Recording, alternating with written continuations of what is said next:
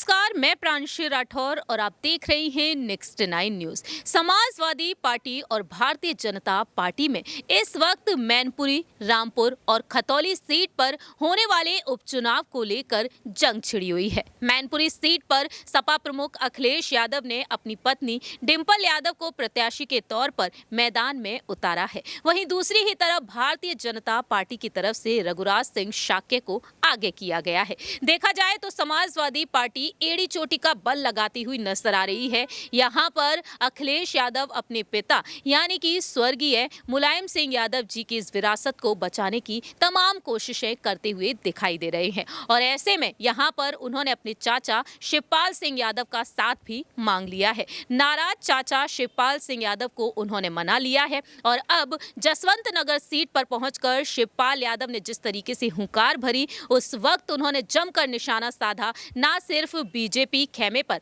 बल्कि वह रघुराज सिंह शाक्य के बयानों को लेकर भी जमकर निशाना साधते हुए नजर आए हैं। जैसा कि हमने आपको बीती पिछली रिपोर्ट में बताया ही था कि शिवपाल और रघुराज एक दूसरे को लेकर क्या कुछ कहते हुए नजर आए हैं। रघुराज सिंह शाक्य सपा और प्रसपा का हिस्सा रह चुके हैं और अब वह बीजेपी में है। ऐसे में देखा जाए जीत को लेकर वह दावा कर रहे हैं और इस बीच शिवपाल सिंह यादव ने यहां पर एक मास्टर प्लान तैयार कर लिया है जो बीजेपी के लिए किसी झटके से कम नहीं माना जा सकता है।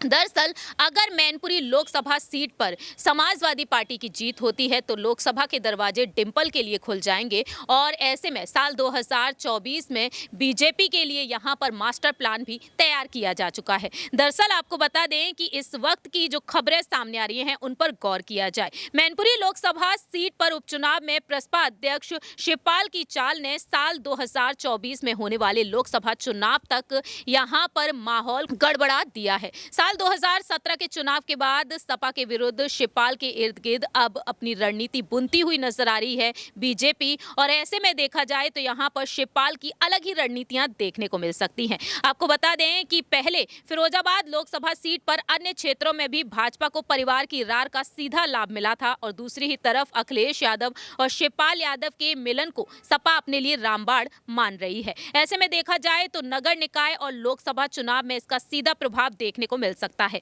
मैनपुरी लोकसभा सीट को मुलायम सिंह यादव का गढ़ कहा जाता है। उनके गुजर जाने के बाद यहां पर बीजेपी पूरी ताकत झोंक रही है जीत हासिल करने के लिए, लेकिन शिवपाल यादव के यहां पर पहुंच जाने के बाद, मुलायम सिंह यादव के गढ़ में पहुंच जाने के बाद शिवपाल की तरफ से यहां पर रणनीतियां बनाई जा रही हैं, बहुत ही बल दिया जा रहा है क्योंकि साल 2019 के लोकसभा चुनाव में समाजवादी पार्टी को शिवपाल फैक्टर से नुकसान उठाना पड़ा था। फिरोजाबाद जैसी परंपरागत सीट से बीजेपी की झोली में जो जा गिरी थी, अब परिवार के एक साथ होने के बाद शिवपाल का दावा है कि उन पर भरोसा रखा साल 2024 में 50 सीटें जीत कर दिखाएंगे। बीजेपी भी इस दावे को हल्के में नहीं ले रही है क्योंकि मुलायम सिंह यादव के गुजर जाने के बाद शिवपाल अब प्रमुख रणनीतिकार हो चुके हैं और अकेले फिरोजाबाद ही नहीं, पूर्वांचल सहित कई क्षेत्रों में उनका प्रभाव माना जाता है। सपा मान रही है कि पूर्व में जो भी मतों का बिखराव हुआ वह अब स्थिति में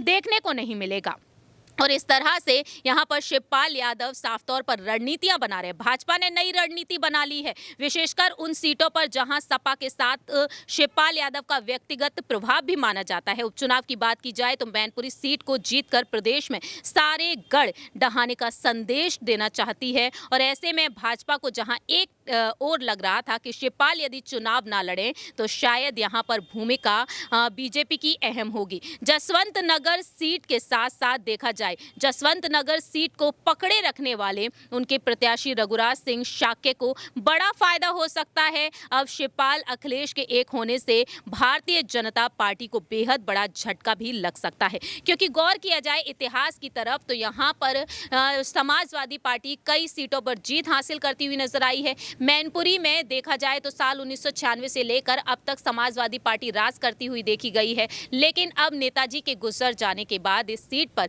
इस विरासत को कैसे बचाएंगे डिंपल यादव। फिलहाल तो देखा जाए लोगों का प्यार उन्हें भरपूर मिल रहा है और अगर जीत होती है तो वाकई में रघुराज सिंह शाक्य के लिए और बीजेपी के लिए बेहद बड़ा झटका माना जा सकता है। जाने से पहले आपको बताना चाहेंगे कि 28 नवंबर को मुख्यमंत्री योगी आदित्यनाथ करहल पहुंचेंगे अखिलेश यादव के गढ़, जहां से वह विधायक हैं। तो वहीं दिसंबर के महीने में वह मैनपुरी पहुंचकर जनसभा को संबोधित करने वाले हैं। देखना दिलचस्प होगा कि बीजेपी की आखिरकार क्या कुछ रणनीतियां होंगी। इस रिपोर्ट में इतना ही। बाकी की तमाम अपडेट्स के लिए देखते रहिए नेक्स्ट 9 न्यूज़।